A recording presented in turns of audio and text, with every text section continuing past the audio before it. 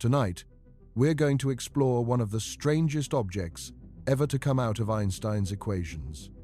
A thing that should exist, according to the mathematics, but seems unable to exist, according to everything else we know. The white hole. You've almost certainly heard of black holes. Regions of space where gravity is so overwhelming that nothing escapes, not even light. A white hole is the mirror image. The exact opposite, where a black hole pulls everything in and lets nothing out. A white hole pushes everything out and lets nothing in. It's a place you can leave, but can never enter. And here's the twist that makes this whole story so haunting. The same physics that demands white holes could exist is the very physics that seems to destroy them the instant they appear. By the end of tonight, you're going to understand why one of the most elegant predictions in all of physics may be a thing the universe simply refuses to allow. Before we begin, if you enjoy these topics as much as we do, make sure to like the video or subscribe. It's a simple action, but it helps this channel reach more curious minds like yours. Now, let's begin.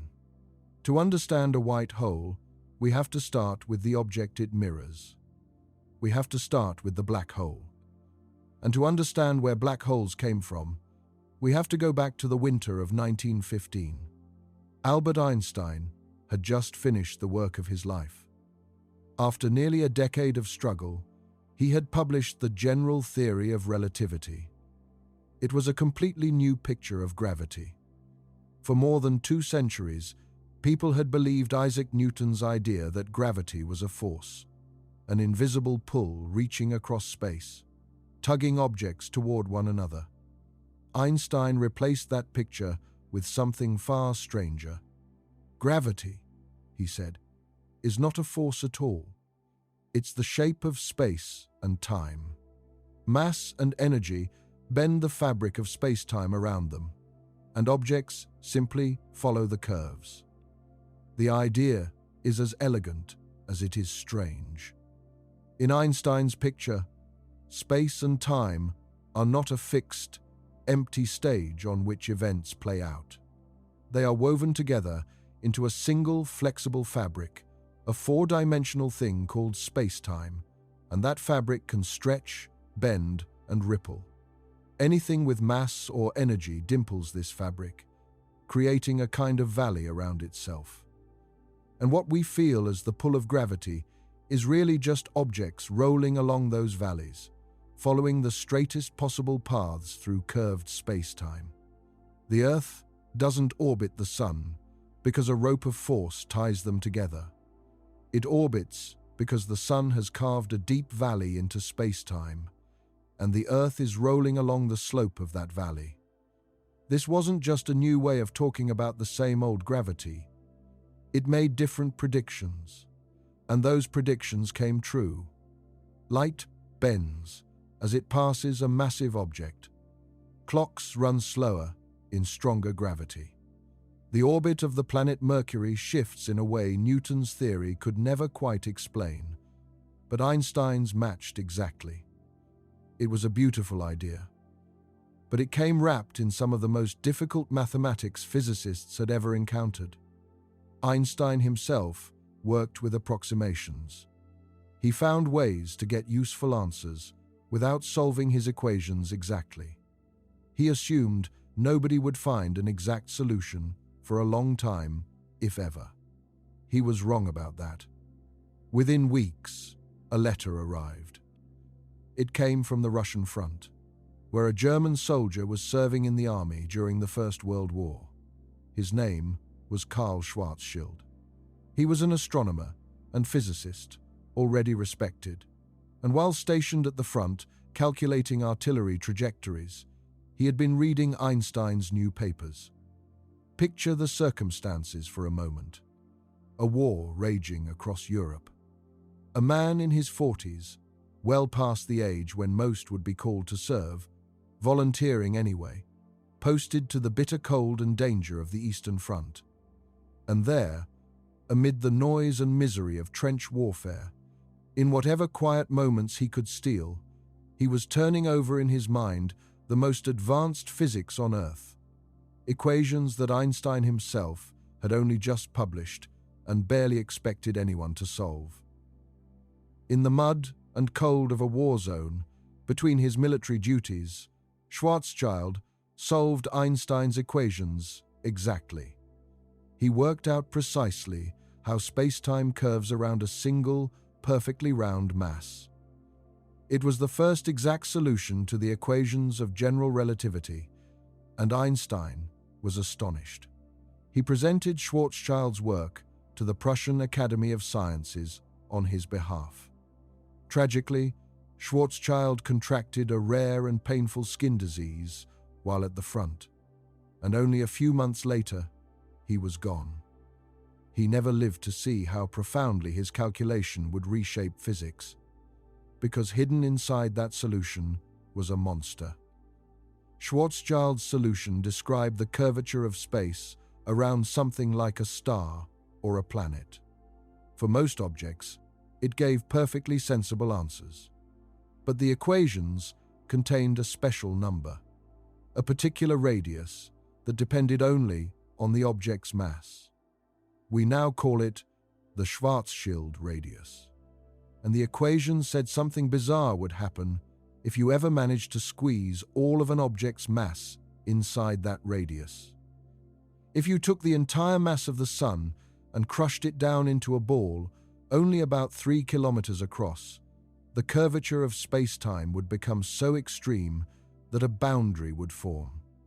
To picture how extreme that is, consider that the Sun is normally about 1,300,000 kilometers across. You would have to take all of that, every layer, all that blazing material, and compress it down until the entire thing was small enough to sit comfortably inside a modest city. For the Earth, the number is even more startling. To turn our planet into a black hole, you would have to crush it down until it was smaller than a marble, only about a centimeter across. That is how much you have to concentrate mass before the curvature of space-time becomes strong enough to trap light, a surface of no return. Cross that boundary heading inward, and there would be no path back out.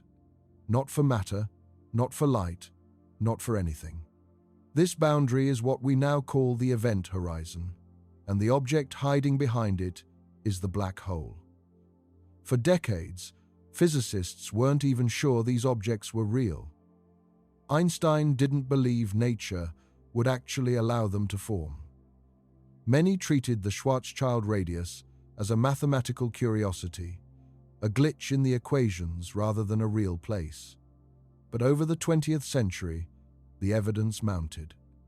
To understand why, we have to understand how stars live and how they end. A star is a constant battle between two forces. Gravity is forever trying to crush the star inward, to collapse it under its own enormous weight. Pushing back against gravity is the pressure generated by nuclear fusion in the star's core, where hydrogen is fused into helium, releasing tremendous energy and holding the star up against its own gravity.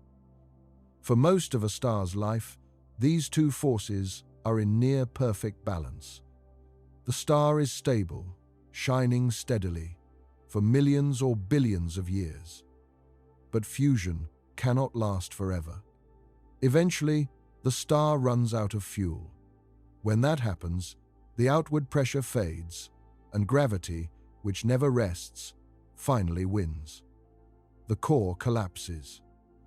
For most stars, including our own Sun, the collapse stops at a certain point.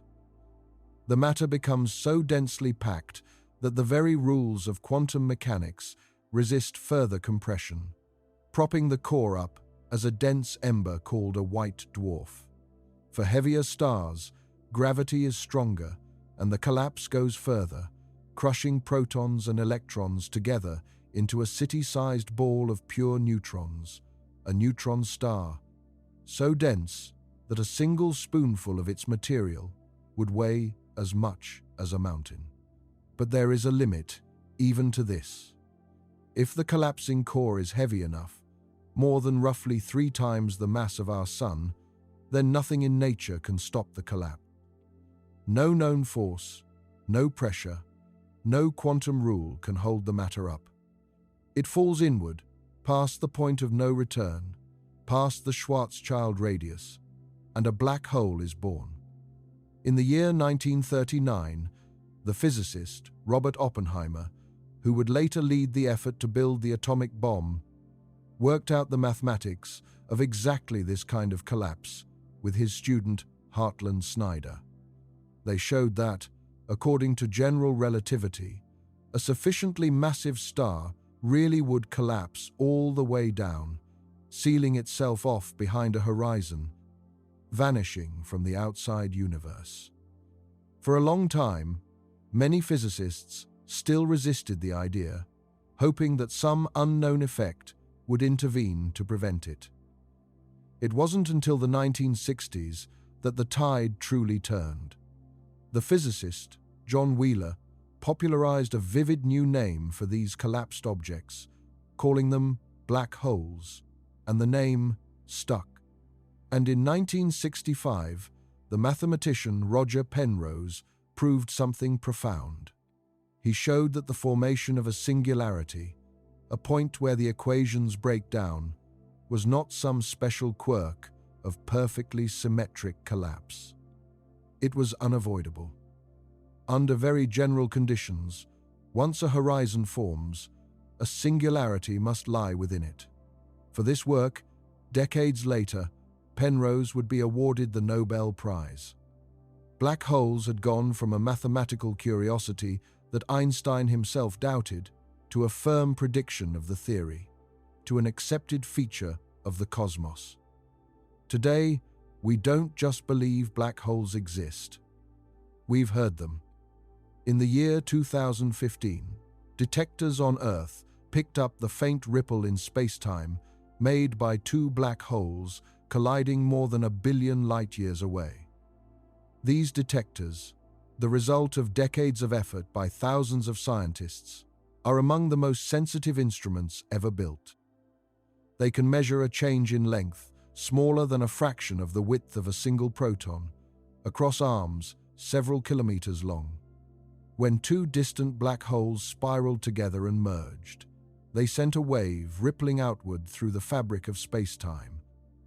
A wave that traveled for more than 1 billion years before washing over our planet and stretching those detector arms by an almost inconceivably tiny amount.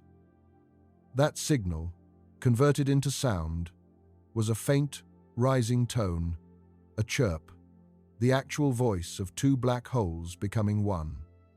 It was the first time humanity had ever directly sensed the collision of these objects, and it confirmed, beyond reasonable doubt, that they are real. We've even photographed them, capturing the dark silhouette of the monster at the heart of a distant galaxy and the one at the center of our own. Those images, produced by linking together telescopes, spread across the entire planet to form a single virtual telescope the size of the Earth, showed exactly what Einstein's theory predicted. A dark central shadow, ringed by a glowing halo of superheated gas, bent around the hole by its ferocious gravity. Black holes are real. The question that haunts us tonight is what happens if you take the black hole's mathematics and run it backwards. Here is one of the deepest and most unsettling facts in all of physics. At the most fundamental level, the laws of nature don't seem to care about the direction of time. Think about that for a moment. Almost every equation that governs the universe, from Newton's laws to Einstein's relativity to the equations of electromagnetism, works just as well running forward as running backward. If you filmed 2 billiard balls colliding and played the movie in reverse, the reversed motion would still obey every law of physics perfectly. You couldn't point to a single rule being broken. The balls would simply approach, touch, and separate. with the speeds and angles all working out exactly as the laws require. Nothing in the fundamental rules would tell you which version was the real one and which was the reversed one. The same is true for planets orbiting, for light traveling, for the curvature of space-time itself. Run the orbits of the planets backward, and they trace out perfectly valid orbits. Reverse the path of a beam of light, and it follows a perfectly legal route. The equations are what physicists call time-symmetric. They have no built-in arrow pointing from past to future. And this is exactly where the white hole is born. Because Einstein's field equations are time-symmetric, every solution that describes a process unfolding forward in time has a perfectly valid partner that describes the same process running backward. A black hole is a solution where matter and light fall in across the event horizon and can never come out. So, run that solution backwards, and you get its mirror image. A region where matter and light come pouring out and can never go back in. That mirror image is the white hole. It is not some wild invention dreamed up by a science fiction writer. It is a direct, unavoidable consequence of the same equations that gave us black holes. If the black hole is allowed, the mathematics insists the white hole is allowed too. Let's be precise about what a white hole actually is. A black hole has an event horizon that you can cross, going inward but never going outward. It is a one-way door pointing inward. Anything that crosses it is trapped forever, drawn toward the center. A white hole has an event horizon too, but its door points the other way. It is a surface you can cross, going outward, but never going inward. Try to approach a white hole and fall in, and you simply can't. The horizon pushes back against you. No matter how hard you try, no matter how much energy you have, you cannot get inside. Meanwhile, matter and light stream out of the white hole's interior, emerging from behind the horizon as if from nowhere, flooding out into the surrounding universe. Where a black hole is the ultimate destination, a place where things end, a white hole is the ultimate source, a place where things begin. It is the future that nothing can reach, and the past that everything flows away from. In a sense, a white hole is a beginning, the way a black hole is an ending. This symmetry is so clean, so mathematically tidy, that for a while it seemed almost certain. White holes should be out there somewhere, lurking in the cosmos. To appreciate just how exact this mirror image is, it helps to think carefully about what an event horizon really does. An event horizon is not a physical surface. There's nothing there to touch, no wall, no membrane, no shimmering boundary you could see as you approached. If you fell toward a large enough black hole, you might cross the horizon without noticing anything unusual at the moment of crossing. The horizon is defined not by what's there, but by what's possible. It is the boundary beyond which every possible path through space-time leads inward toward the center, and none lead back out. Once you're inside a black hole, moving toward the center is no longer a choice. It becomes as inevitable as the passage of time itself. In fact, inside a black hole, the direction toward the center quite literally becomes your future. You can no more avoid falling toward the singularity than you can avoid tomorrow. Now, flip every arrow. A white hole's horizon is the boundary beyond which every possible path leads outward, away from the center, and none lead inward.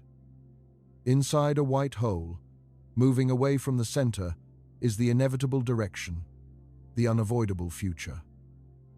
Just as nothing inside a black hole can resist falling in, nothing inside a white hole can resist being expelled. This is why the white hole is so perfectly the black hole reversed.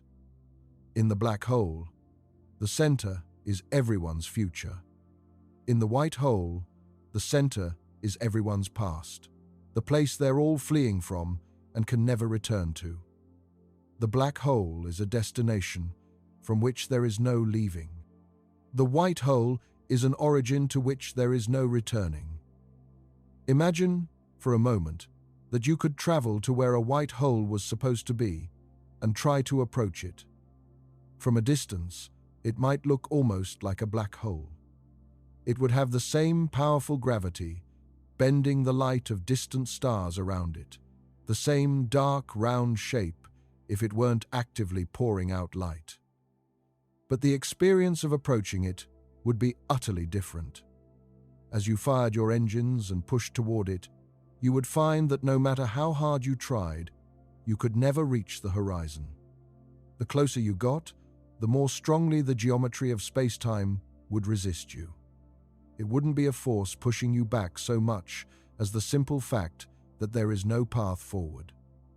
Every direction that should lead inward, instead, curves away. Meanwhile, material would be streaming out past you, matter and light erupting from the white hole and flowing outward into space, perhaps having been swallowed by some black hole in another universe or another time, now reappearing here. You could watch things emerge, but you could never follow them back to their source. The white hole would forever keep its interior hidden, not behind a wall, but behind the structure of time itself. You cannot enter a white hole for the same reason you cannot travel into your own past. The way is simply closed. To really see how white holes emerge from the theory, physicists had to fully map the geometry of an idealized, eternal black hole. Schwarzschild's original solution was written using coordinates that broke down right at the event horizon. The math went haywire at the boundary, spitting out infinities, and for years this made people think something physically catastrophic happened at the horizon itself. But it turned out the infinities weren't real. They were an illusion created by a poor choice of coordinates, like the way every line of longitude on Earth crowds together and meets at the North Pole, even though there's nothing actually strange about the ground there. In the early 1960s, two physicists, Martin Kruskal and George Sekeres, found a better set of coordinates. A way of drawing the same space-time that didn't break down at the horizon. Coordinates are just the labels we use to describe where and when something is, like the grid lines on a map. The remarkable thing is that the space-time itself doesn't change when you choose new coordinates, just as a country doesn't change shape when you switch from one style of map to another. But a better map can reveal features that a poor map hides. The old coordinates had folded the geometry in a way that concealed part of it, like a map that crams an entire polar region into a single misleading point. When Kruskal and Sekeres unfolded the geometry properly, the hidden parts came into view. And when they did, when they extended the Schwarzschild solution to its fullest, most complete form, something remarkable appeared. The complete, eternal black hole solution didn't contain just two regions. It contained four. Picture it as a kind of map of an entire, idealized universe. The first region is the one we live in. Ordinary space outside the black hole, where you and I and the stars exist. This is the region we understand best, the everyday cosmos of planets and galaxies and empty space between them. The second region is the inside of the black hole, the trapped zone behind the event horizon, where everything that falls in is doomed to head toward the central singularity. So far, this matches what we expect. Two regions, an outside and an inside, separated by the one-way membrane of the horizon. but the full mathematics revealed two more regions. The third region is the interior of a white hole, a zone that is the perfect time reverse of the black hole interior, from which things can only emerge, never enter. In the 1960s, as physicists were working out this full geometry, a few of them took the white hole region seriously as something that might actually be out there. The Russian physicist Igor Novikov and, independently, the physicist Yuval Ne'eman proposed that white holes might be real astrophysical objects. Perhaps, they suggested, the universe contained lagging cores, pieces of matter from the Big Bang, whose explosive expansion had been delayed, only now bursting forth into space as white holes, possibly powering some of the violent, energetic objects astronomers were just beginning to discover. It was a bold and creative idea, and for a time, it generated real excitement. The white hole was, briefly, a candidate explanation for some of the most powerful objects in the sky. And the fourth region is the strangest of all. A second exterior universe, a whole other region of ordinary space, separate from our own, connected to it only through the warped geometry at the center. In this idealized picture, the white hole interior and the black hole interior are joined, and the two outside universes are linked through a bridge in the middle. This connection has a famous name, the Einstein-Rosen bridge. Today, most people call it a wormhole. It's worth knowing where that name comes from. Back in 1935, Einstein himself, working with his colleague Nathan Rosen, was studying his own equations and noticed this very feature, a kind of bridge in the geometry, connecting two separate regions of space through a throat at the center. They weren't thinking about science fiction or interstellar shortcuts. They were trying to understand the fundamental structure of space-time and the nature of particles. But the bridge they found in the mathematics is the same structure that, decades later, would be fully mapped out as the link between a black hole, a white hole, and a parallel exterior universe. The picture that emerges is genuinely dizzying.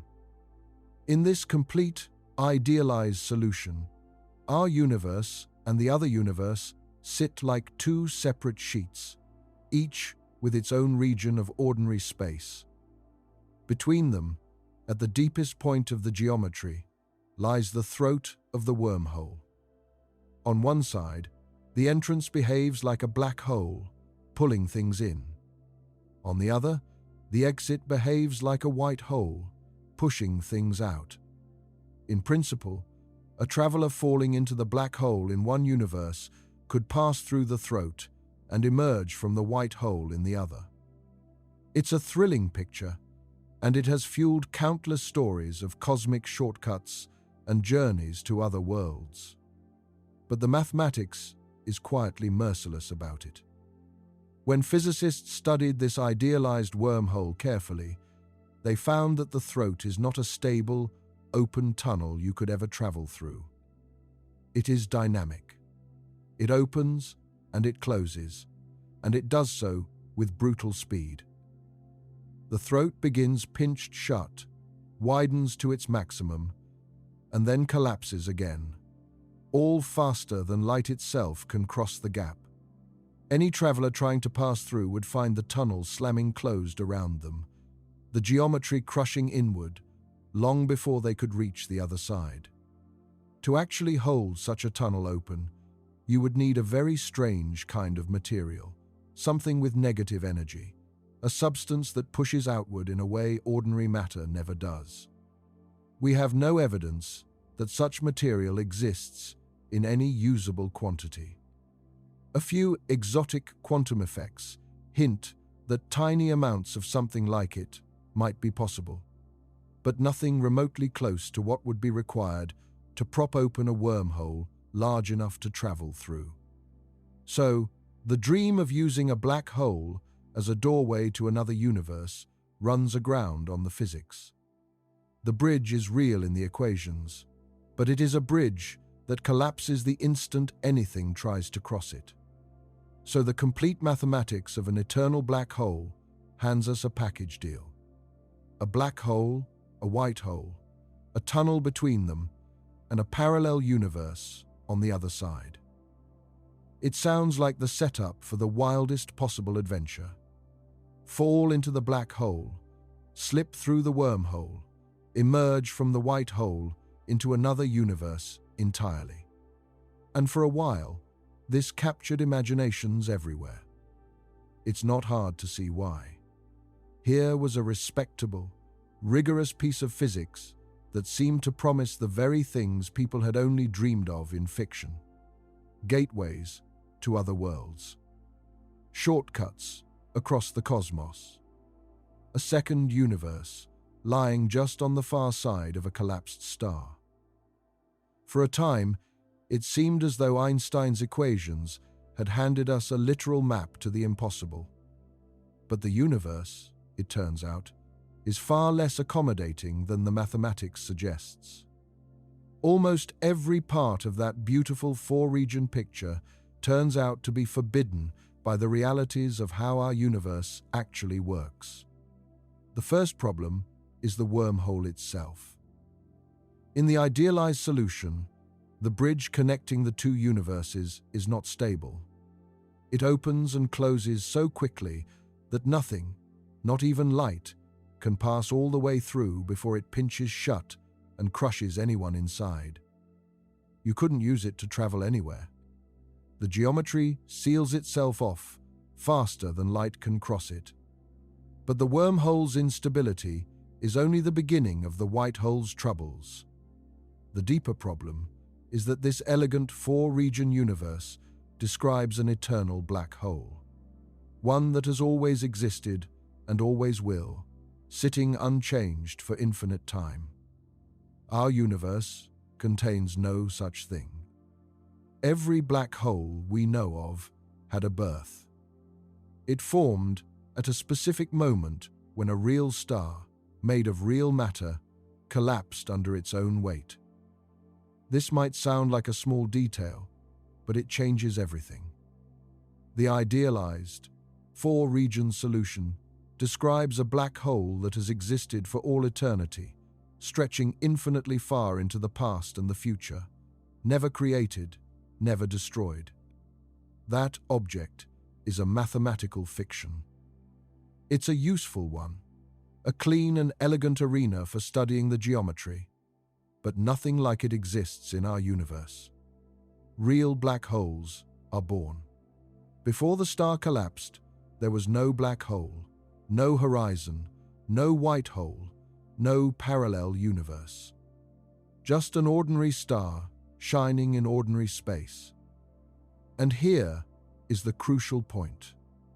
When you work out the geometry of a black hole that forms from a collapsing star, rather than an idealized eternal one, the white hole region and the parallel universe simply vanish. They're gone. They never appear. A black hole born from collapse has only the parts we'd expect. The outside, the horizon, the interior, and the singularity. The white hole is a feature of the eternal, never born, never dying solution. And the moment you introduce the simple fact that black holes are created at a particular time, the white hole disappears from the picture entirely. This tells us something important. White holes don't arise naturally from anything we know how to do. There is no process in physics that takes ordinary matter and collapses it into a white hole the way a dying star collapses into a black hole. A black hole is what you get when gravity wins. But there's no equivalent story for the white hole. No star, no cloud of gas, no collision, no explosion that we understand leads to one forming. Think about how strange this asymmetry is. We can list, in detail, the recipe for a black hole. Take enough mass, let it collapse under gravity, and the rest follows automatically. The universe makes black holes constantly, all on its own. Every massive star that reaches the end of its life is a potential black hole factory. There are likely hundreds of millions of them in our galaxy alone, and a giant one at the center, with a mass of millions of suns, the object we call Sagittarius A. But ask for the recipe for a white hole, and physics falls silent. There is no sequence of ordinary events, no matter how extreme, that we know how to arrange into a white hole. You cannot squeeze one into being. You cannot explode one into being. You cannot collide things to make one. If white holes exist at all, they can't be made. They would have to have simply been there, written into the universe from its very first instant as part of the initial conditions of reality itself. And that requirement, that a white hole must be present from the beginning rather than created later, is the first crack in its foundation. But it is not the crack that brings the whole thing down. The fatal blow comes from somewhere deeper. It comes from time itself. We need to return to that strange fact from earlier, the one that gave birth to white holes in the first place. The fundamental equations of physics don't distinguish between past and future. They run equally well in both directions. And yet, your experience of the world could not be more different. You remember the past, never the future. You grow older, never younger. A cup of hot coffee left on a table always cools to room temperature. It never spontaneously heats itself back up by drawing warmth out of the air. A glass that shatters on the floor never reassembles itself and leaps back onto the table. Smoke spreads out through a room and never gathers itself back into a tidy stream. A drop of ink released into a glass of water spreads until the whole glass is faintly colored, and it never, ever pulls itself back into a single, concentrated drop. Everywhere you look, time has a clear and obvious direction. We feel it so deeply that we rarely even question it. Of course, the past is fixed and the future is open. Of course, we move from younger to older. Of course, the broken thing stays broken. It seems like the most basic fact about existence. So, how can the underlying laws be time-symmetric while the world we live in is so overwhelmingly not? This is one of the great questions of physics, and the answer is a single, deceptively simple idea: entropy. To understand entropy properly, we need to go back to the 19th century, to a physicist named Ludwig Boltzmann, who gave us one of the most profound insights in all of science. Boltzmann was trying to understand heat and gases, and why certain processes happen in only one direction. His breakthrough was to think about the difference between two ways of describing a system. There's the big picture description, the things you can actually measure, like temperature, pressure, and volume. And there's the hidden description, the precise position and motion of every single particle making up the system. A single big picture state, like a gas at a certain temperature in a certain box, can correspond to an absolutely staggering number of hidden arrangements of all those individual particles. Entropy, Boltzmann realized, is essentially a count of those hidden arrangements. A state with low entropy can be achieved in only a few ways. A state with high entropy can be achieved in an overwhelming, almost incomprehensible number of ways. Entropy is, roughly speaking, a measure of disorder. A measure of how many different ways the pieces of a system can be arranged while still looking essentially the same. A neatly stacked deck of cards has low entropy, because there's only one ordered arrangement. A shuffled deck has high entropy because there are an astronomical number of jumbled arrangements that all look equally messy. And the same logic applies to everything around you. A clean room has low entropy because there are only a few ways for everything to be in its proper place. A messy room has high entropy because there are countless ways for things to be scattered about. This is why rooms tend to become messy on their own, but never tidy on their own. It's not laziness, it's statistics. There are simply vastly more disordered configurations than ordered ones, so random changes almost always push toward disorder. And there is a law, the second law of thermodynamics, which says that in any isolated system, entropy almost always increases over time. Disorder tends to grow. Order tends to break down. Not because any single particle is breaking a rule, but simply because there are vastly more ways to be disordered than to be ordered. When you shuffle a sorted deck, it becomes messy, not because shuffling forces it to, but because messy arrangements are overwhelmingly more common than the one sorted arrangement. The same logic governs the coffee, the glass, the smoke, and ultimately everything. This relentless increase of entropy is what gives time its direction.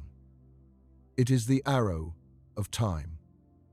The reason we can tell the difference between a movie played forward and one played in reverse is that the reversed movie shows entropy decreasing. And that's the one thing the universe almost never does. How unlikely. The numbers involved are so vast, they defy intuition. For an everyday object made of countless particles, the number of disordered arrangements outnumbers the ordered ones by factors so enormous that you could wait far longer than the entire age of the universe, many times over, and never once witness the disordered state spontaneously becoming ordered. It's not that the second law is a strict, unbreakable commandment like the conservation of energy. It's a statement about overwhelming probability. Order doesn't decay because a law forces it to. It decays because disorder is simply, astronomically, more likely.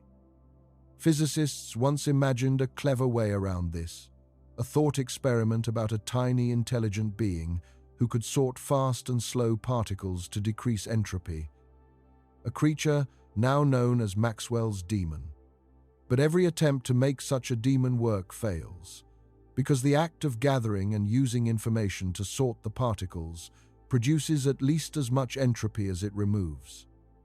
The universe, it seems, guards the arrow of time jealously. There is no loophole, no clever trick, no demon clever enough to make disorder reliably reverse itself. A shattered glass reassembling, smoke gathering itself up, heat flowing from cold to hot. These things don't break the fundamental equations. They're just so staggeringly unlikely that we never see them. And now we can finally name the white hole for what it really is. A white hole is a movie of a black hole played in reverse. Think about what a black hole does. It takes matter and light from a disordered, spread-out universe and swallows them, hiding them away behind its horizon. In doing so, a black hole turns out to be one of the highest entropy objects in existence. In fact, the entropy of a black hole is mind-bendingly enormous, proportional to the surface area of its horizon.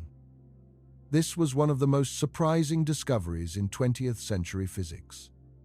A young physicist named Jacob Bekenstein first suggested that black holes must have entropy, and that it should be measured by the area of their event horizon rather than their volume.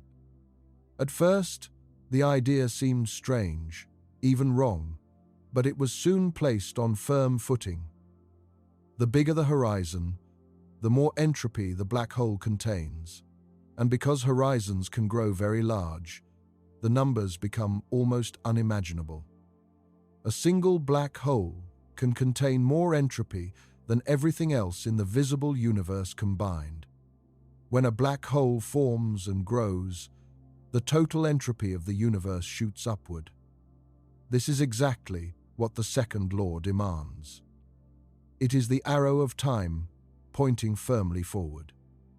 Now, reverse it. A white hole would take matter and light that had been hidden away and spew it back out into the universe. It would spontaneously create order out of nothing, decreasing entropy, running the arrow of time backwards. A white hole erupting and flinging out matter is the cosmic equivalent of a shattered glass leaping back together onto the table, except on the grandest scale imaginable. It doesn't violate Einstein's equations. It violates the second law of thermodynamics. And in the real universe, that is just as serious. A white hole is not impossible because the math forbids it. The math permits it perfectly well. A white hole is impossible, or very nearly so, because it would require the arrow of time to point the wrong way. It would demand a spontaneous, enormous decrease in entropy of a kind we have never once observed anywhere in nature. This is the heart of why white holes can't survive their own physics. They are time itself, running backwards, and the universe seems built to forbid exactly that. But thermodynamics, as powerful as it is, deals in probabilities and tendencies. Some physicists wanted something sharper. They wanted to ask a more direct question. Suppose, against all odds, a white hole did exist. Suppose you simply granted it as a starting condition and dropped it into a universe like ours. What would happen to it? Would it sit there serenely, pouring out matter for eternity? Or would something go wrong? The answer came in the 1970s, and it was devastating for the white hole. A physicist named Douglas Erdley worked through the problem carefully, examining what happens when a white hole is placed in a realistic environment, surrounded by the ordinary stuff that fills any real region of space. Because here's the thing, space is never truly empty. It's filled with the faint glow of starlight, with stray particles, with the cosmic microwave background, the afterglow of the early universe that bathes every corner of the cosmos. That afterglow is real and measurable. It's a sea of faint radiation, left over from when the universe was young and hot, now cooled across billions of years to just a few degrees above the coldest temperature possible. The temperature scientists call absolute zero. It comes from every direction at once, and it fills literally all of space. There is nowhere you can go to escape it. Even the emptiest void is awash in this dim radiation. And a white hole, despite repelling things from crossing its horizon outward to inward, still has the gravity of its enormous mass. Its gravity still reaches out and pulls on everything around it. So all that ambient matter and radiation in the surrounding universe begins to fall toward the white hole, drawn in by gravity, accelerating as it goes. And this is where the white hole's own physics turns against it. As radiation falls toward the white hole, plunging down the steep gravitational valley, it picks up energy. It gets blue-shifted, meaning its waves get squeezed to higher and higher frequencies, packing in more and more energy. This is a real and well-understood effect. Light, falling into a deep gravitational well, gains energy on the way down, shifting toward the blue end of the spectrum, just as light climbing out of one loses energy and shifts toward the red. We've measured this effect carefully, even in the relatively gentle gravity here on Earth. But near the horizon of a white hole, the gravitational well is not gentle. It is the steepest, deepest well that gravity can make. The closer the radiation gets to the horizon, the more violent this blue shift becomes. And right at the horizon of the white hole, the blue shift becomes infinite. The energy of that infalling radiation climbs without limit. A tiny trickle of ordinary starlight, falling toward a white hole, gets compressed and amplified until it carries an unimaginable amount of energy, concentrated into a thin shell hovering just outside the horizon. That concentrated energy has gravity of its own, an immense, crushing gravity. And that's the trap. The energy piling up around the white hole becomes so dense that it forms its own region of no return. It wraps the white hole in a new event horizon, an event horizon of the inward-pointing kind, the kind that belongs to a black hole. Picture the sequence carefully. The white hole sits there, in principle pouring matter outward. But its gravity reaches into the surrounding cosmos and starts drawing radiation toward it. That radiation, falling inward, is blue-shifted to enormous energies as it nears the horizon. The energy concentrates into a thin, intensely energetic shell hugging the white hole's surface.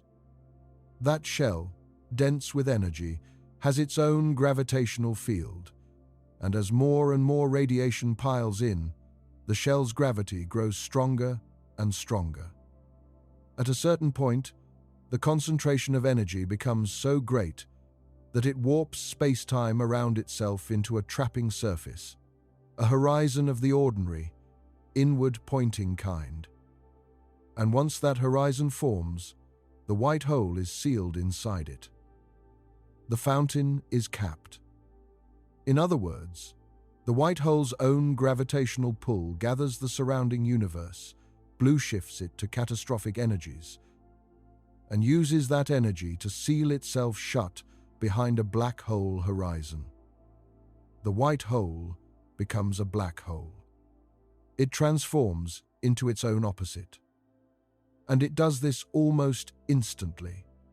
Eardley showed that a white hole in any realistic universe is wildly, violently unstable.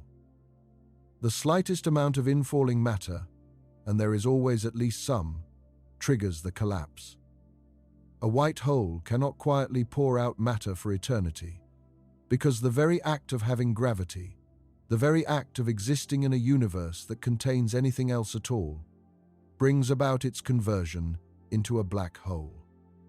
And here is the truly remarkable part. It doesn't take much.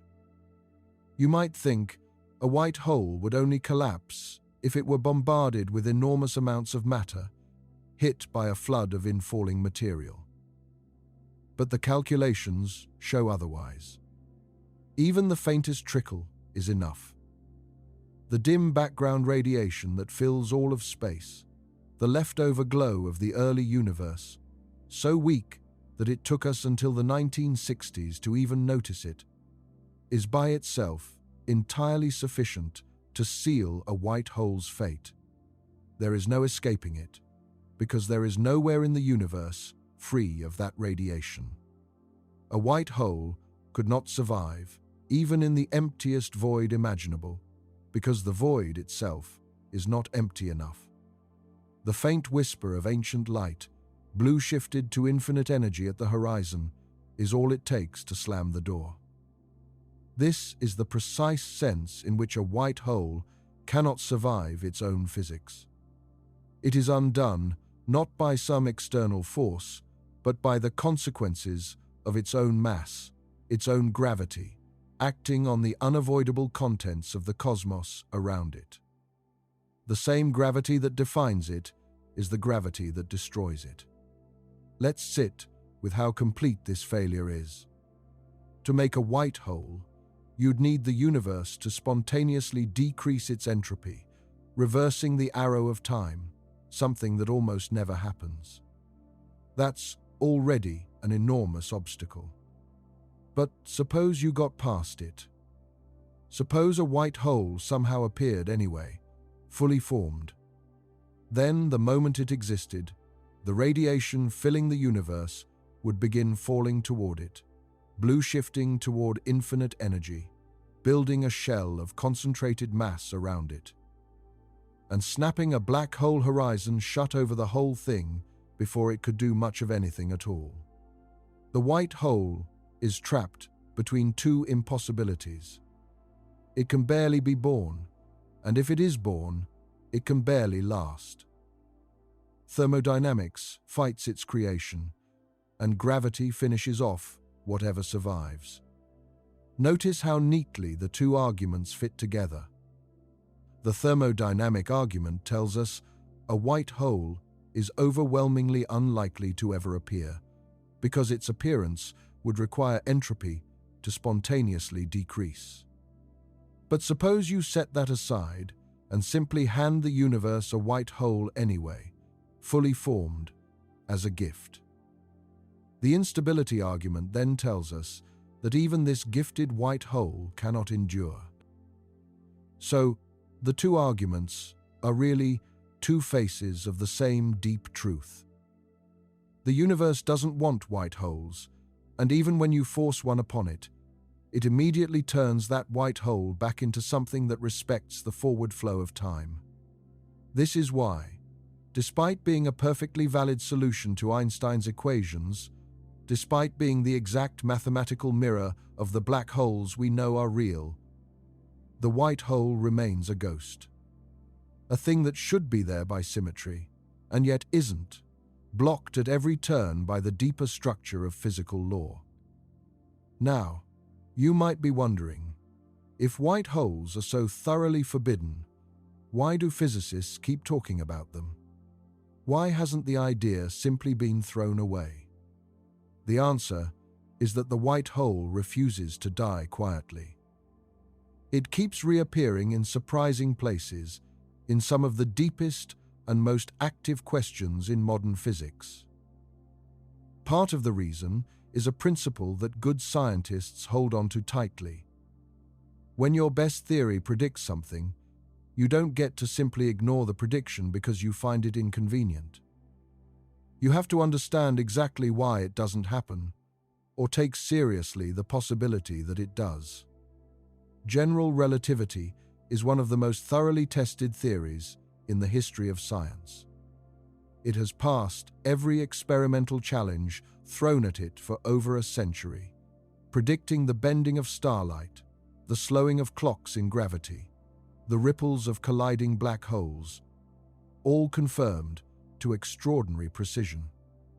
So when a theory this successful insists that white holes are valid solutions, physicists can't just wave them away.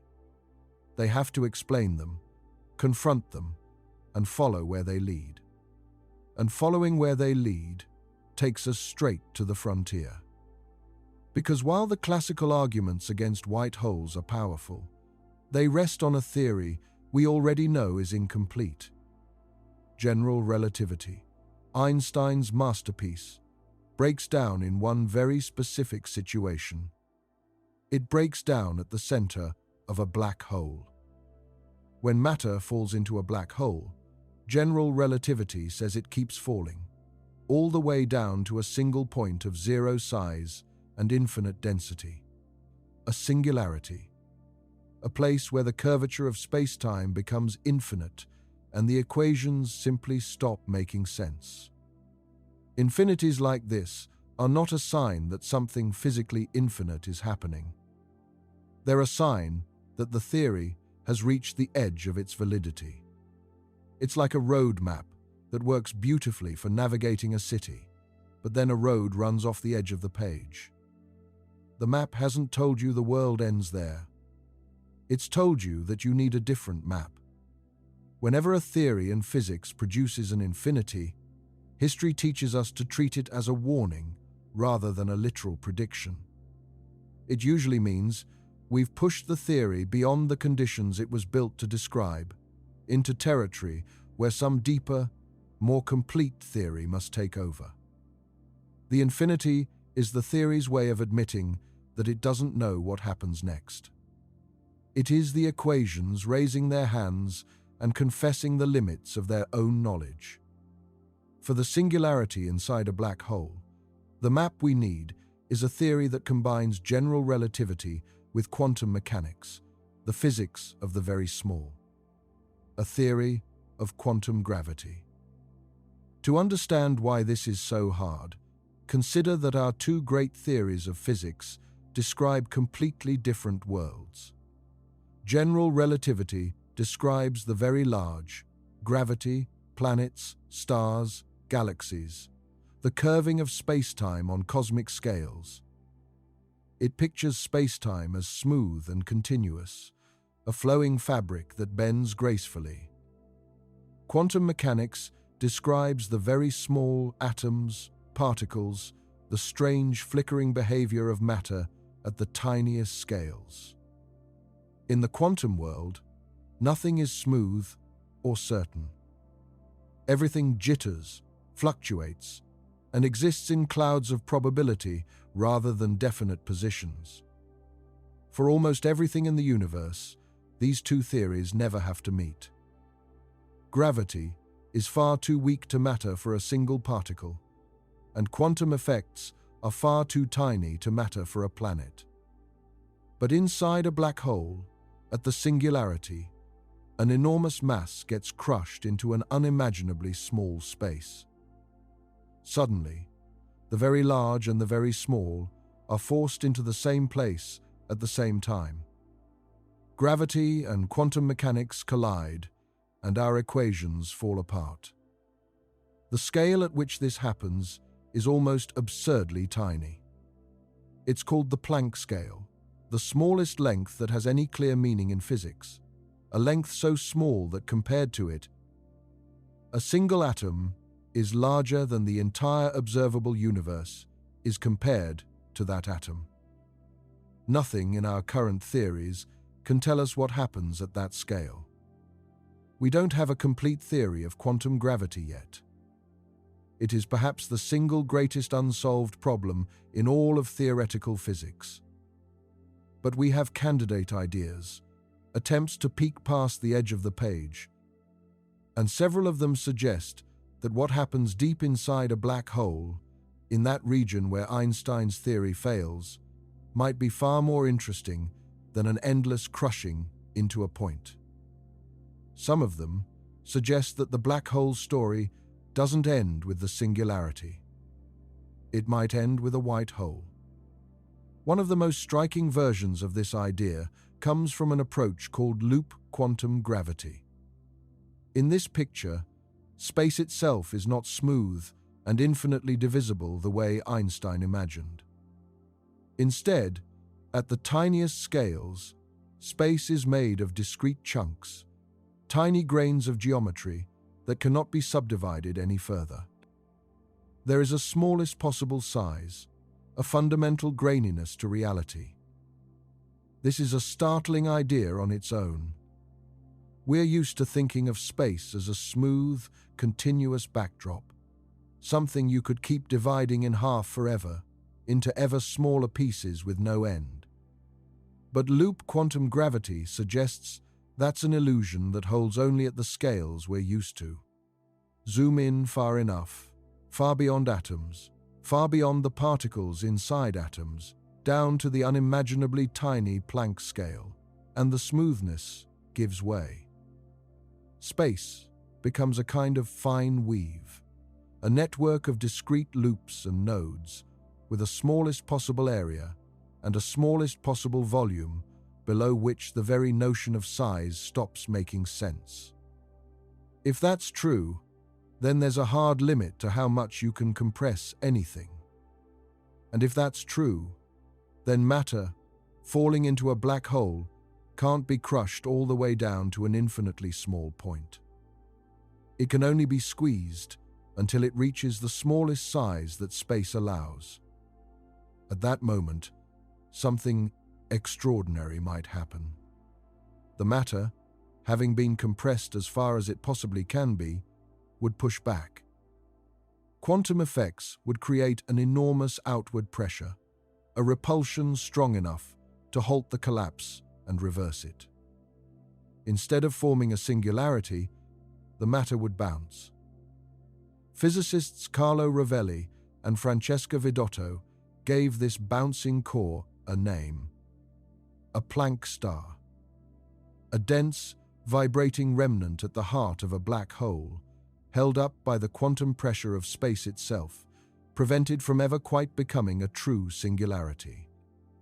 The idea is reminiscent of what happens in ordinary stars, where collapse is halted by the resistance of quantum matter, except here, it's the structure of space and time itself that pushes back.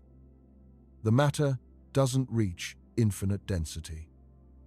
It reaches a finite, though staggeringly high, density set by the fundamental graininess of space, and then it can be compressed no further. And once the collapse bounces, once the matter starts heading outward again, the geometry of the black hole could, over time, flip into the geometry of a white hole. The collapsing star that fell in could, eventually, come back out. This is the black hole to white hole bounce, and it solves one of our biggest objections in an elegant way. Remember, the classical problem with white holes was that they can't form. There's no process that creates one. But in this quantum gravity picture, there is a process. A black hole forms in the ordinary way, from a collapsing star. Then, deep inside, the collapse bounces and the object slowly transforms. The black hole becomes a white hole, and everything that fell in long ago comes pouring back out. The white hole isn't created from nothing, and it isn't a mysterious feature written into the beginning of time. It's the second half of a black hole's life. A black hole, in this view, is not a permanent grave. It's a chrysalis. This is a genuinely radical reframing of what a black hole is. In the classical picture, a black hole is a one-way trap, a place where matter goes to be lost forever, ending in a singularity that destroys everything that reaches it. But in the bouncing picture, the black hole is just a long, slow phase in a larger cycle. Matter falls in, is squeezed to the brink of the smallest possible scale, held there for what to the outside universe is an almost eternal stretch of time, and then released again as the object transforms into a white hole. Nothing is truly destroyed. The story has a second act. What looked like an ending was only a pause, an intermission stretched across cosmic time by the warping of clocks near the horizon. It's a strangely hopeful way to think about the most fearsome objects in the universe. In this view, nothing that falls into a black hole is gone forever. It is only delayed, held in a kind of suspended animation at the threshold of the smallest scale, waiting through an almost endless stretch of outside time for the bounce that will eventually send it back out into the light. The black hole, the great devourer, becomes something closer to a vault or a seed, holding its contents safe until the moment of release. There's a beautiful and strange twist involving time here. From the perspective of the matter inside, the matter doing the bouncing, the whole process is fast. It falls in, gets squeezed, bounces, and comes back out in what feels like a brief moment. But from our perspective, watching safely from the outside, the extreme warping of time near a black hole stretches that brief inner moment into an almost unfathomable span. This is a real and well-established feature of general relativity, not a fictional convenience. Near a black hole, time itself runs at a wildly different rate than it does far away. The closer you get to the horizon, the more slowly your clock ticks compared to a distant observer's. For the matter caught up in the bounce deep inside, only an instant passes. For us, watching from across the gulf of warp time, that same instant could stretch across the entire history of the cosmos. What is an instant for the infalling matter could be billions upon billions of years for us. So even if every black hole is destined to bounce back into a white hole, we might have to wait far longer than the current age of the universe to see most of them do it. The smallest black holes, though, would bounce soonest, and some physicists have wondered whether the universe might already contain ancient, tiny black holes finally reaching the end of their long transformation, flashing into white holes and releasing a burst of energy in their final moment. This connects to another deep idea, one tied to the work of Stephen Hawking. In the 1970s, Hawking made a discovery that stunned the physics world. Black holes, he showed, are not entirely black. When you take quantum mechanics into account, a black hole slowly leaks energy. It radiates, very faintly, glowing at a temperature that depends on its mass. The mechanism behind this is subtle and beautiful. In quantum physics, empty space is not truly empty. It seethes with activity, with pairs of particles constantly flickering into and out of existence, borrowing energy for the briefest of instants before vanishing again. Normally, these pairs appear and annihilate so quickly that they leave no trace. But right at the edge of a black hole's horizon, something can go wrong with this delicate dance. One member of a pair can fall across the horizon and be lost inside, while its partner escapes outward, carrying away real energy. To a distant observer, the black hole appears to be glowing, emitting a faint stream of particles. And the energy that radiates away has to come from somewhere. It comes from the black hole itself. So, bit by bit, the black hole loses mass. Over time, this Hawking radiation carries energy away, and the black hole shrinks. Given enough time, an unimaginable amount of time, a black hole will evaporate away entirely. For a black hole the mass of the Sun, this would take far longer than the present age of the universe, something like 10, followed by 67 zeros worth of years. It's hard to even hold a number like that in your mind. The universe, as we know it, is roughly 14 billion years old, and that span is utterly insignificant next to the lifetime of even a modest black hole. If you wrote out the full number of years, the page would be covered in zeros, and the present age of the cosmos would amount to less than the blink of an eye by comparison. For the truly giant black holes, the ones with the mass of millions or billions of suns sitting at the centers of galaxies, the timescales become so vast that ordinary language simply gives up. But it does, eventually, happen. The largest black hole will, in the unimaginably distant future, fade away into nothing more than a faint haze of escaping particles. And this raises a profound puzzle. When the black hole has shrunk down to the very smallest sizes, when it's approaching the quantum gravity regime, what happens at the very end? Does it simply wink out of existence? Or does something remain? Some physicists have proposed that the endpoint of black hole evaporation could be precisely a small white hole, or a long-lived remnant that behaves like one, slowly releasing whatever information and energy was stored inside. The picture is rather poetic. A black hole spends an almost endless span of time slowly radiating away its mass, shrinking by imperceptible degrees over a duration that dwarfs the current age of the universe. And then, In its final moments, as it approaches the smallest scales where quantum gravity takes over, it doesn't simply blink out of existence. Instead, it flips. The trapping geometry of the black hole inverts into the outpouring geometry of a white hole.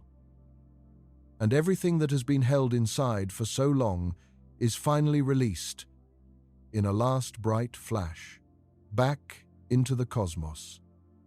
The grave becomes a fountain at the very end.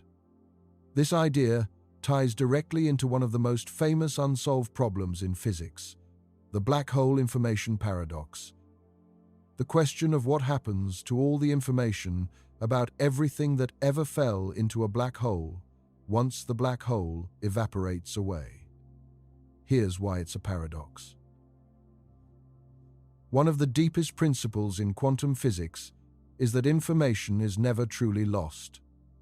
In principle, if you knew the complete quantum state of a system right now, you could run the laws of physics backward and reconstruct its entire past in perfect detail. Nothing is ever fully erased. But a black hole seems to threaten this. Throw a book, a star, an entire library into a black hole, and the black hole, as far as anyone outside can tell, is described by just a few numbers: its mass, its spin, and its electric charge. All the rich detail of what fell in appears to be hidden away completely. And if the black hole then slowly evaporates through Hawking radiation, and that radiation seems to carry no memory of what fell in, then, when the black hole finally disappears entirely, all that information would be gone forever. That would violate one of the most cherished principles of physics. For decades, this paradox has driven some of the deepest thinking in the field, and it remains only partly resolved. If a white hole sits at the end of a black hole's life, it might offer a doorway for that information to escape back into the universe. We don't know if any of this is correct, but it shows that the white hole, far from being a discarded curiosity, sits right at the frontier of the deepest questions we're asking. And then there is the most audacious idea of all: the possibility that we are, all of us, living inside the aftermath of a white hole. That the Big Bang itself was, in some sense, a white hole event. It's the kind of idea that sounds, at first, like pure speculation, the sort of thing that belongs more to dreams than to physics. But when you lay the pieces side by side, the resemblance is hard to dismiss, and it has been taken seriously by some genuinely careful thinkers. Consider the parallels.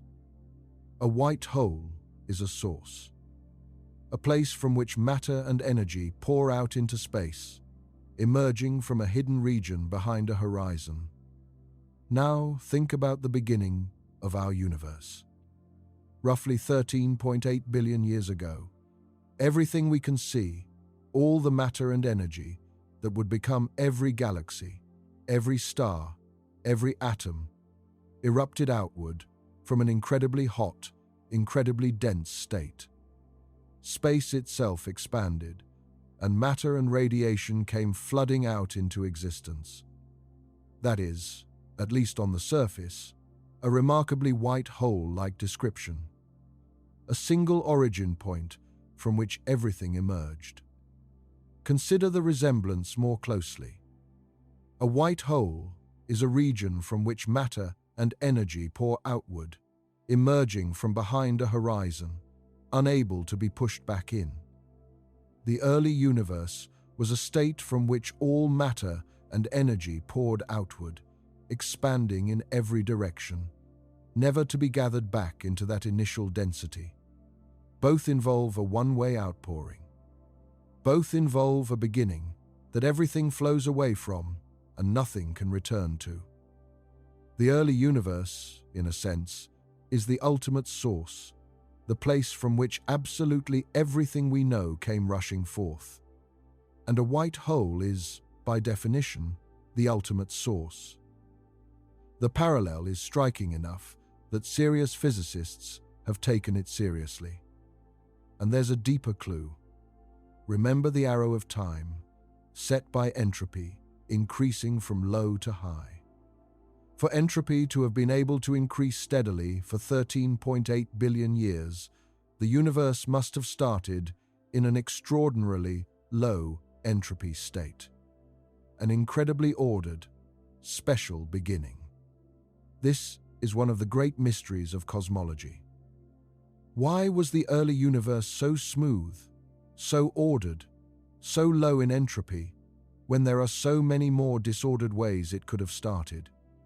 And a white hole, by its very nature, is an object that produces a sudden, ordered outpouring, a low entropy event.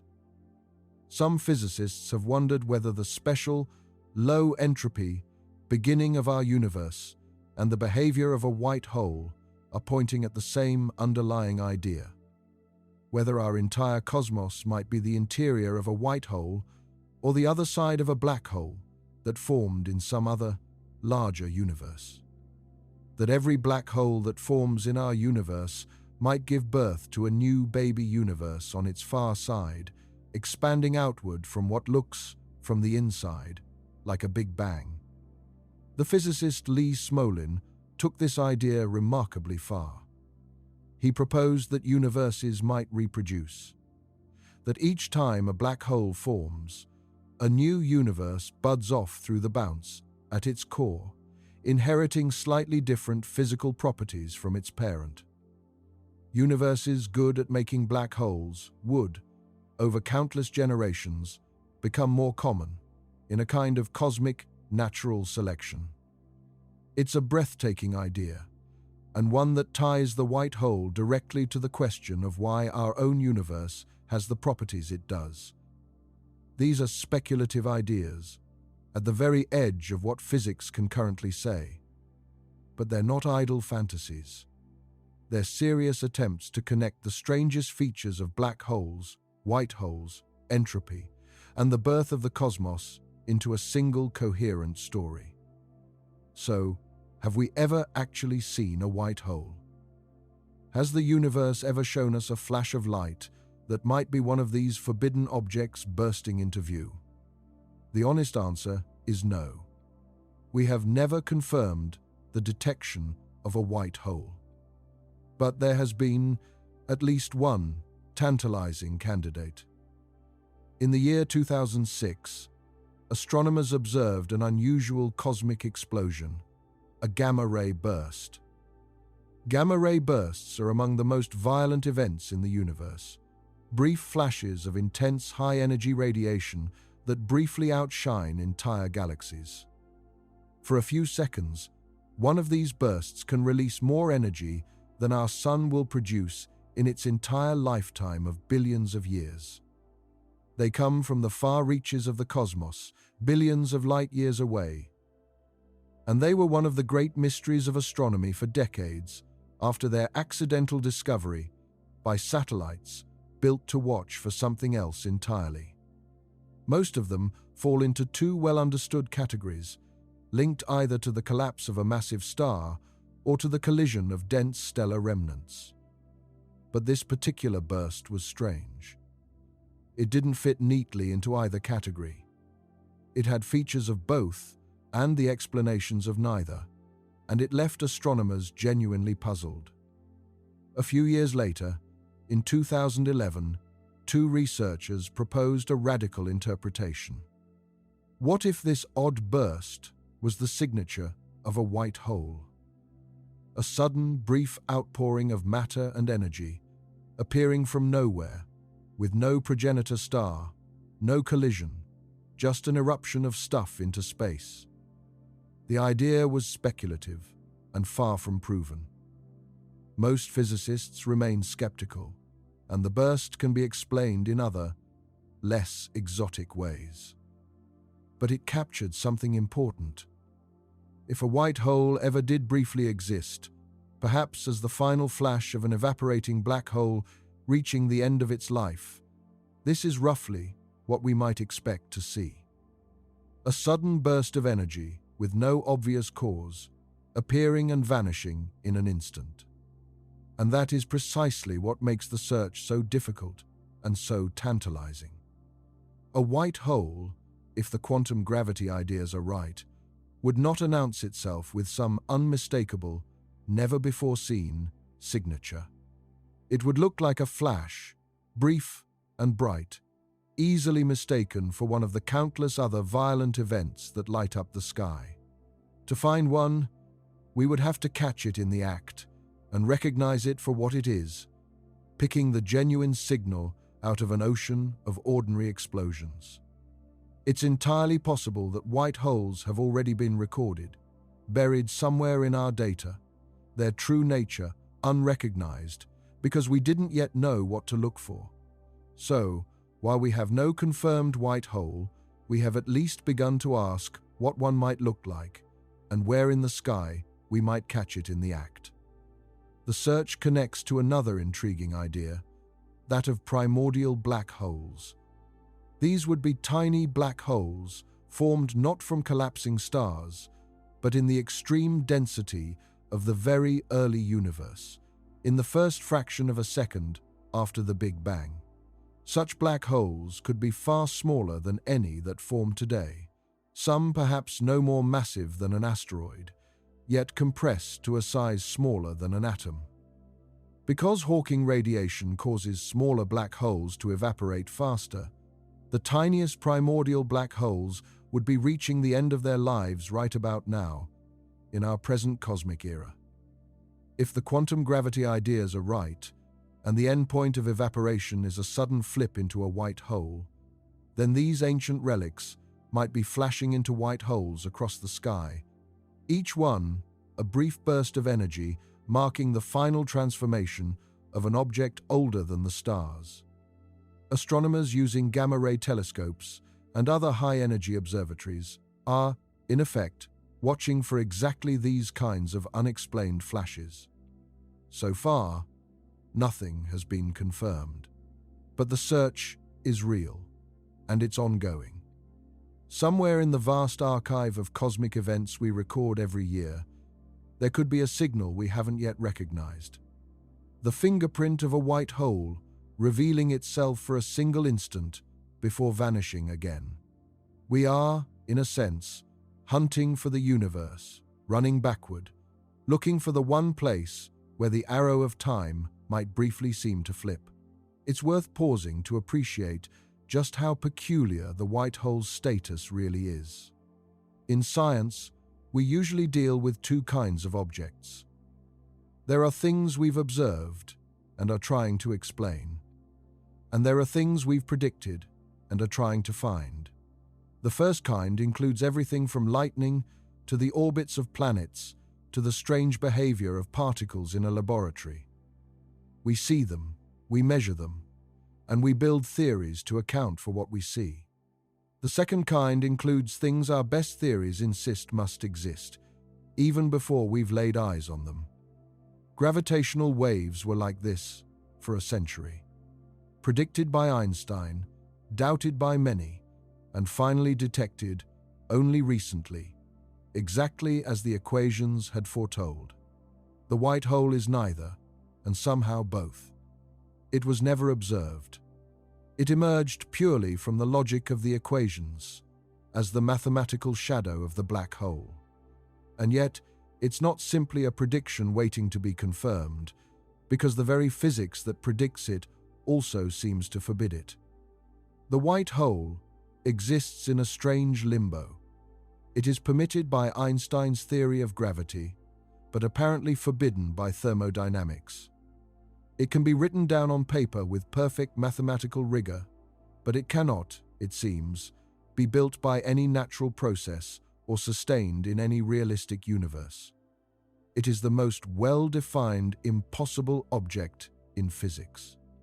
And studying it has taught us an enormous amount, not about white holes themselves, but about why the universe works the way it does.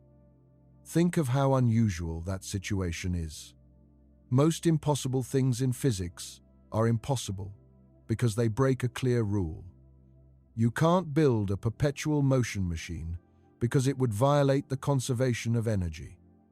You can't accelerate a massive object past the speed of light because the energy required would climb toward infinity. These are clean, decisive prohibitions. The white hole is different. Nothing forbids it, absolutely. Every individual law it touches is satisfied. It is forbidden, instead, by a conspiracy of softer constraints, by probability, by the conditions the universe began with, by the statistical weight of disorder, by the way real environments behave. It is not impossible the way a square circle is impossible. It is impossible the way it's impossible for a shattered glass to leap back together.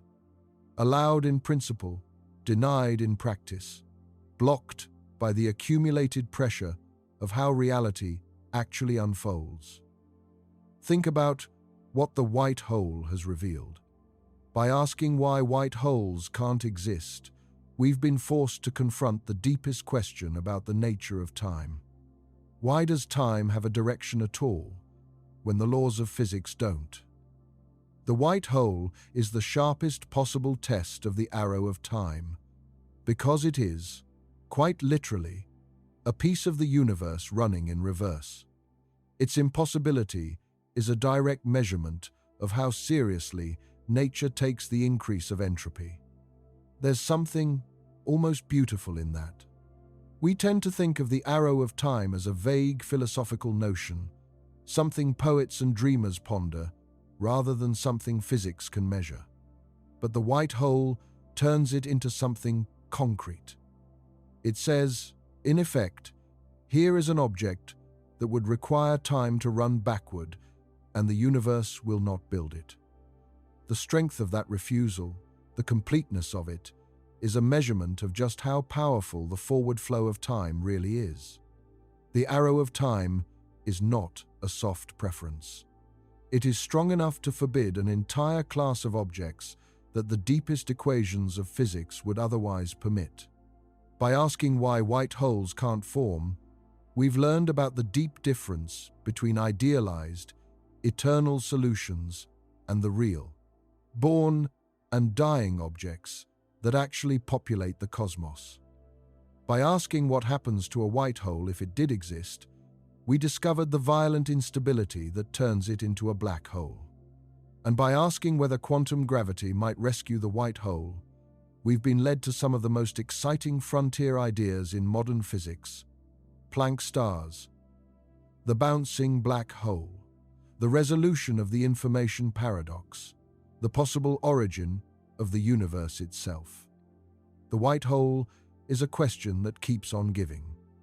Every time we try to dismiss it, it points us towards something deeper. This is, in a way, how the very best questions in science behave.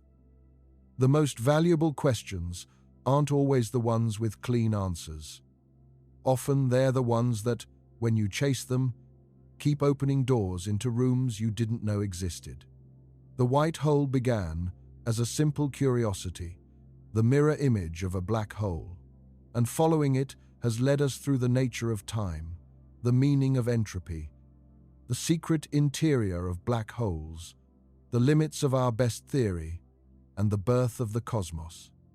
A question that should have a simple yes or no answer has instead become a thread running through nearly every deep mystery in physics.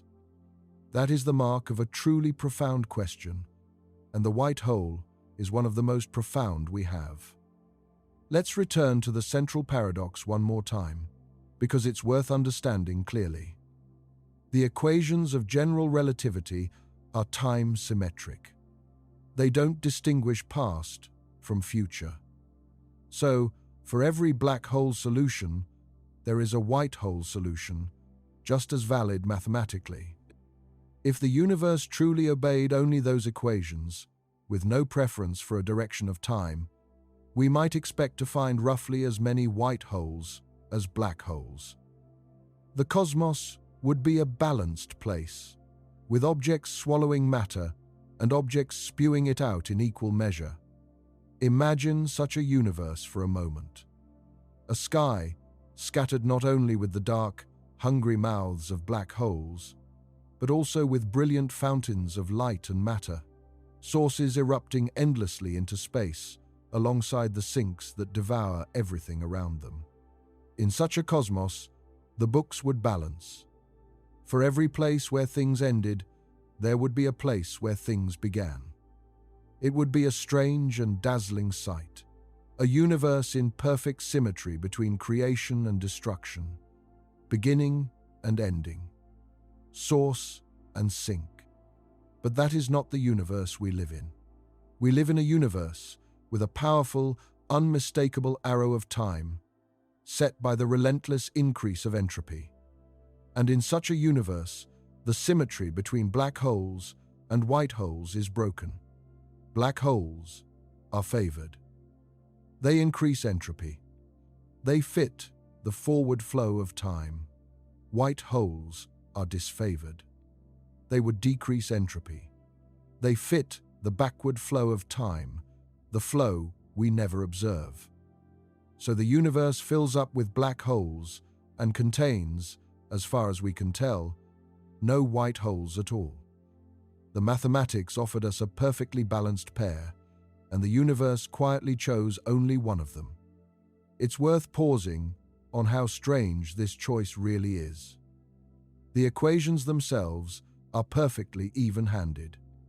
They write down the black hole and the white hole with equal authority, neither one favored over the other, two valid solutions standing side by side.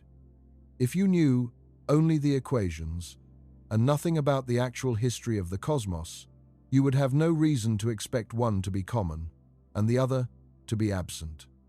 You might guess the universe would contain a roughly equal mix. But the equations are not the whole story. The universe also has a beginning, a particular low entropy state it started from, and a direction of time that flows out of that beginning. And once you add that single ingredient, the direction of time, the perfect symmetry of the equations shatters. One solution becomes overwhelmingly favored, the other overwhelmingly forbidden. The white hole's non-existence is therefore not a flaw in the theory. It's a profound piece of information about the cosmos. It tells us that the arrow of time is not a minor detail. It's one of the most fundamental features of reality, powerful enough to erase from existence an object that the deepest equations of physics say should be perfectly allowed. There's a humbling lesson hidden in all of this. We often imagine that the mathematics of physics is a perfect mirror of reality, that if an equation permits something, then nature must, somewhere, somehow, make it real. The white hole shatters that assumption. It shows us that the equations are larger than reality. They contain possibilities the universe simply does not use. This is a profound and slightly unsettling realization. It means that knowing the laws of physics, even perfectly, is not the same as knowing what the universe contains. The laws describe what is allowed, but the universe is also shaped by its history, by the conditions it began with, by the relentless statistical pressure of the second law of thermodynamics. Two universes could obey exactly the same equations and yet look completely different, because they started in different states and evolved along different threads through the space of possibilities. The white hole reminds us that physics is not only about the rules. It's about which of the rule-abiding possibilities actually came to pass.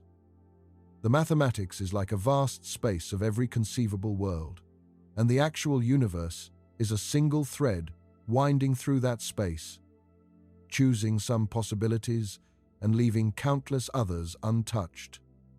This happens more often in physics than you might expect. The equations of a theory frequently describe more than what nature actually does. They contain extra solutions, mathematical possibilities that turn out to be physically irrelevant, ruled out not by the equations themselves, but by additional conditions, by the actual state of the world, by which initial conditions the universe happened to begin with. A good physicist learns to ask not just what the equations allow, but which of those allowed possibilities the universe actually selects. The white hole is perhaps the most dramatic example of this distinction in all of physics. It is fully, rigorously permitted by the equations of general relativity. It is not a mistake, not an error, not a flaw in the math. And yet the universe, as far as we can tell, simply declines to make one.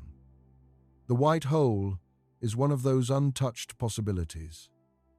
A road on the map that no one ever drives, blocked off not by the rules of geometry, but by the deeper rules of time and probability and the strange statistical preferences of a universe that always moves toward greater disorder. Understanding which mathematical possibilities the universe actually realizes and which it leaves on the shelf is one of the most important and subtle tasks in all of physics. The white hole is our clearest example of the gap between what is possible in principle and what is permitted in practice. And yet, the story is not finished. Because everything we've said about the white hole's impossibility rests on physics as we currently understand it. The thermodynamic argument is strong, but thermodynamics is a statistical law, not an absolute prohibition. It says white holes are overwhelmingly unlikely, not strictly forbidden. The instability argument is powerful, but it comes from classical general relativity. The very theory we know breaks down at the deepest level. And quantum gravity, the missing piece, the theory we don't yet have, keeps hinting that white holes might find a way back into the story after all. Through the bounce at the heart of a black hole, through the final flash of an evaporating one, through the very birth of the universe. Each of these threads is being pursued right now by real researchers with real mathematics in universities and institutes around the world. None of them is settled. All of them are alive. And what they share is a willingness to take the white hole seriously, not as a forbidden curiosity to be dismissed, but as a clue. A piece of the puzzle that keeps insisting on its own relevance, no matter how many times we try to set it aside. It's entirely possible that when we finally understand quantum gravity, when we finally get the map for that region where Einstein's theory runs off the edge of the page, we'll discover that white holes were never truly forbidden, that they were simply hiding, disguised as the second act of a black hole's life, or as the origin of everything we see. History gives us reason to take this seriously. Time and again, objects that physicists once dismissed as impossible or merely mathematical turned out to be real. Black holes themselves were doubted for decades, treated as a quirk of the equations that nature would surely never permit. Einstein doubted them. Many of the finest physicists of the early 20th century doubted them. And yet, there they are, scattered across the cosmos, swallowing light, colliding, sending ripples through spacetime that we can now detect on Earth. If black holes could make that journey from impossible curiosity to observed reality, perhaps the white hole could too. Perhaps it is simply waiting for the right theory, the right observation, the right moment to step out of the equations and into the universe. The object that cannot survive its own physics might turn out to be the object that explains where physics itself comes from. This is what makes the white hole such a perfect emblem of how science actually works. It begins as a clean piece of mathematics, the mirror image of something real. It runs headlong into the messy realities of the actual universe, into thermodynamics and instability, and seems to be ruled out completely. And then, just when it appears finished, it slips through a crack in our incomplete understanding and comes back, transformed, pointing toward questions even deeper than the ones it started with. This is how progress so often unfolds, not as a straight march from ignorance to certainty, but as a winding path full of reversals. An idea is proposed, then seemingly demolished, then resurrected in a new and richer form once we understand more. The objects and ideas that teach us the most are rarely the ones with simple, final answers. They're the ones that keep refusing to settle, that keep forcing us back to the drawing board, that keep revealing new layers each time we think we've reached the bottom. The white hole is exactly that sort of idea. The white hole has never been seen. It probably cannot exist in the simple form the equations first suggested, and it may never be found. But in chasing it, in trying to understand why the universe refuses to make it, we've learned about the nature of time, the meaning of entropy, the secret life of black holes, the limits of Einstein's theory, and perhaps the origin of the cosmos itself. Not bad for an object that, by every indication, isn't even there. There's a deeper question lurking here, one that physicists and philosophers have wrestled with for a very long time. If the fundamental laws of physics don't single out a direction for time, then in what sense is the flow of time even real? Some thinkers have argued that the passage of time, the powerful feeling that the present moment is special and that it's constantly moving forward, might be a kind of illusion.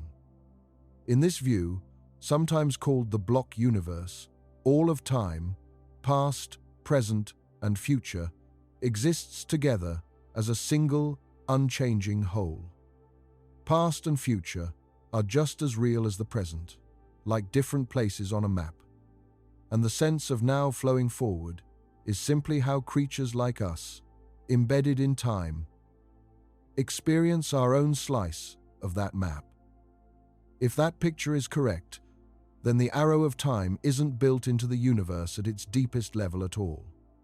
It emerges from the special, low entropy way the universe began. The white hole sits right at the center of this puzzle. It is, in a very precise sense, a region of spacetime where the local arrow of time would point opposite to ours. To ask whether a white hole can exist is to ask whether the universe permits little pockets where time, in effect, runs the other way. And the answer the universe seems to give, again and again, is no. That universal agreement about which way time flows is one of the most remarkable and least understood facts about reality. We are living in a remarkable moment for these questions. For most of human history, white holes and black holes alike were beyond imagining, hidden in equations no one had yet written. Now we have detected the ripples of colliding black holes washing over the Earth. We have captured images of the dark shadows these objects cast against the glowing gas around them. We have telescopes scanning the sky for the faintest, unexplained flashes, instruments sensitive enough to register events from the far side of the observable universe. And we have brilliant minds all over the world wrestling with quantum gravity, trying to build the map that will finally show us what lies beyond the edge of Einstein's theory. We might find the answer soon, or it might take generations. But the questions themselves are a kind of triumph, a sign of just how far our understanding has come. So the next time you look up at the night sky, think about the strange balance hidden in the darkness. Out there, scattered across the cosmos, are countless black holes. silent, invisible, swallowing light and matter, growing ever more massive, marking the places where things end. And nowhere, in all that vast expanse, is their mirror image. No fountains of light erupting from nothing. No sources pouring matter out into the void. No white holes. The universe drew up the plans for both. It built only one. Out there, in every direction, the cosmos is studded with black holes, silent monuments to gravity's victory, each one a place where matter and light went in and never came out. And nowhere among them, in all the billions of galaxies we can survey, is there a single confirmed fountain running the other way. No bright source spilling matter out of nothing. No mirror image to balance the count.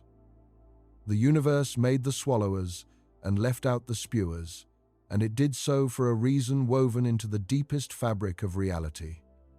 The reason it built only one, the reason the white hole cannot survive its own physics, is woven into the most fundamental feature of our reality.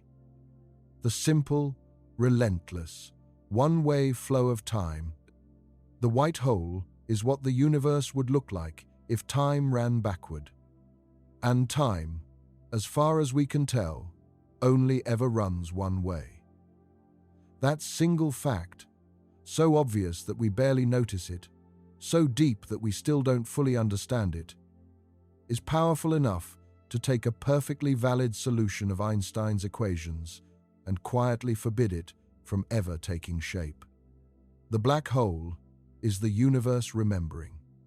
The white hole would be the universe forgetting in reverse, undoing what was done. And the universe, it seems, never forgets that way. It only moves forward, always forward. Every event that has ever happened leaves its mark, woven permanently into the fabric of what comes after.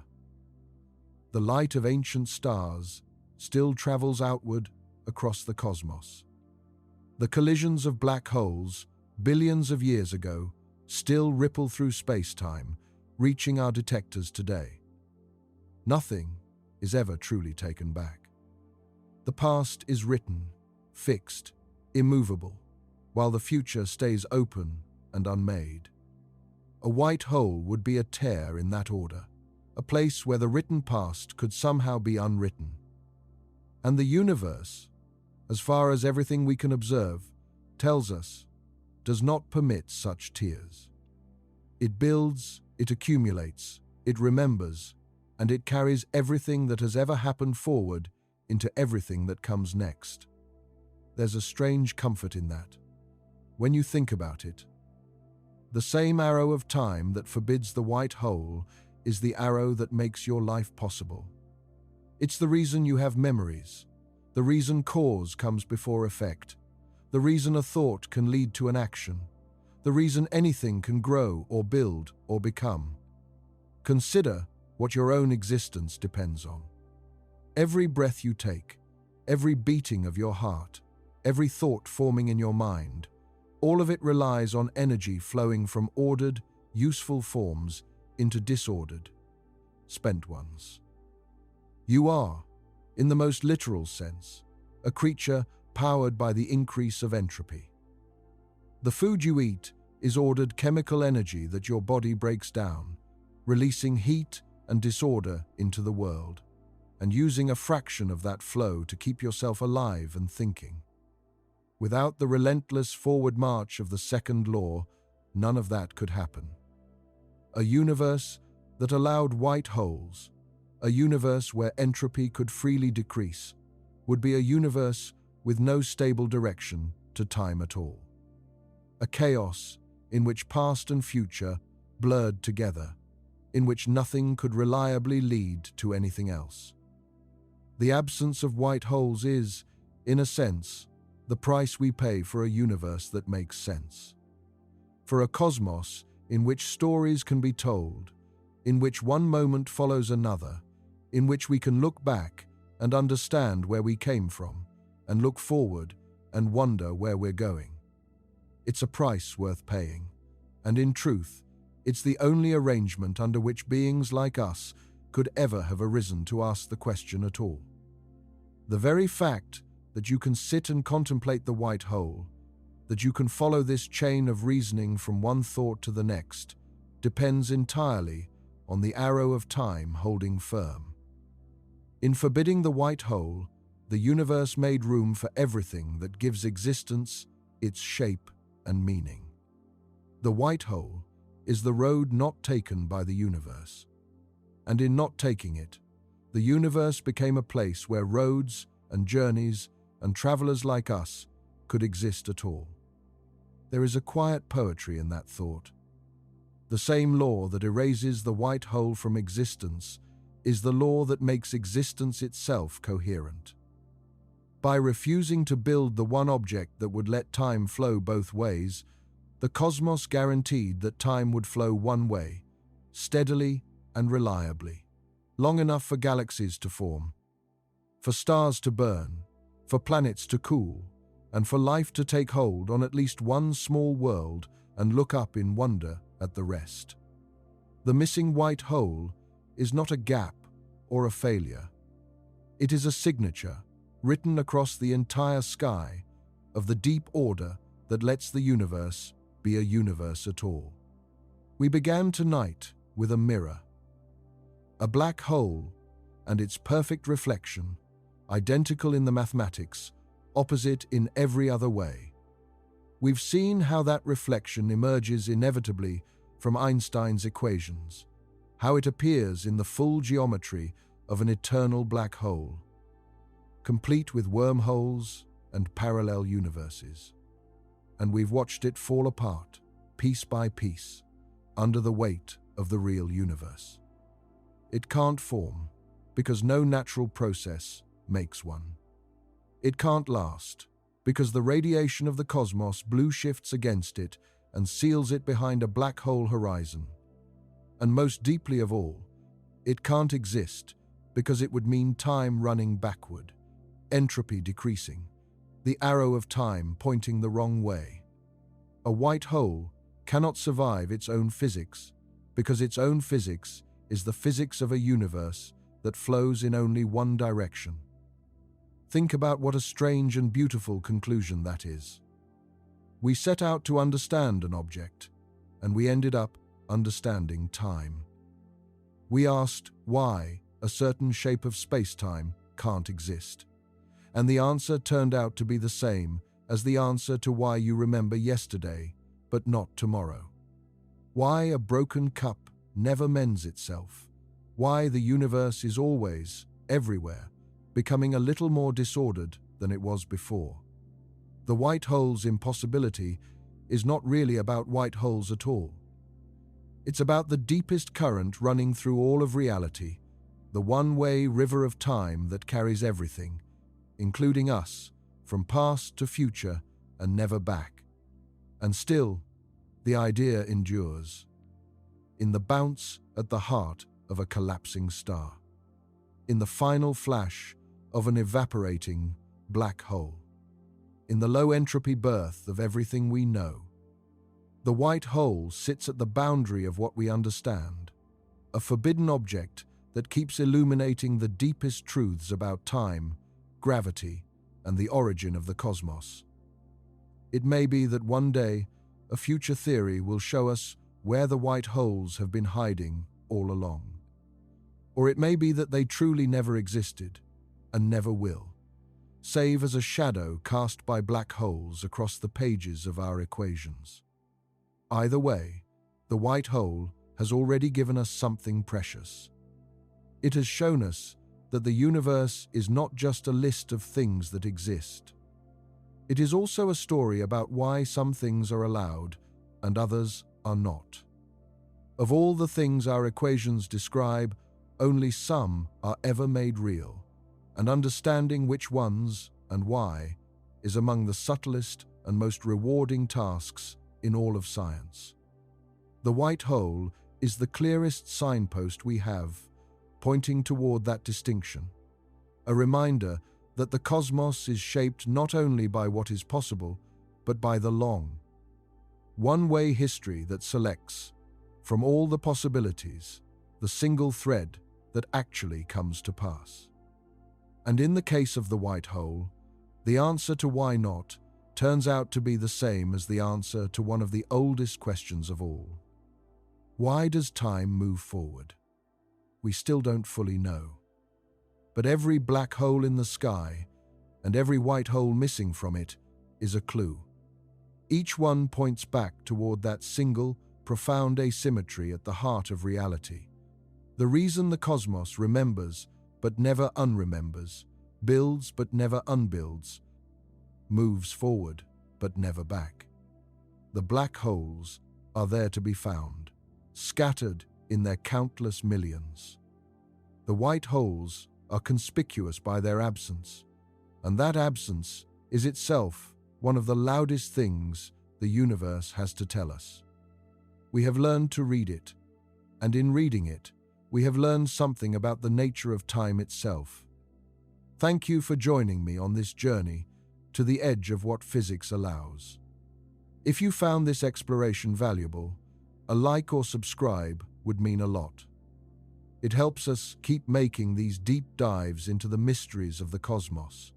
And remember, the universe is full of objects that should exist and don't, and others that shouldn't and do. The white hole is just one of them, but it might be the one that teaches us the most about why reality is the way it is. Good night.